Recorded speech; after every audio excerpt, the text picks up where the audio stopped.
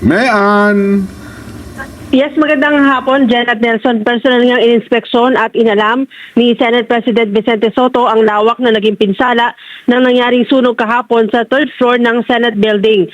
Inalam ni Soto kung maaari nang gamitin ang plenary hall na isa sa mga matinding na apektuhan ng sunog. Kanina, binakbak ang kisame sa session hall, sinuri ang mga ilaw at wirings matapos umagos nga yung tubig mula sa isang opisina sa third floor kung saan nangyari ang sunog. Tinanggal din ang mga nabasang upuan, nilinis at ibinilad at sinabon at pinatuyo ang mga carpet. Pati ang elevator bahagyang nabasa na sinusuri ngayon ng maintenance team ng Senado. Sabi ni Senate President Soto, holiday bukas dahil Pasay City Day pero inoobliga ang lahat ng empleyado na may kinalaman sa budget deliberations na pumasok at maghanda para yan sa session bukas na magsisimula ng 1:00 ng hapon. Bukas nakatakdang isa lang sa period of amendments ang 2026 proposed national budget. Balik sa inyo, Nelson at Jen. So sa mga dokumento, wala naman naapektuhan, Meng.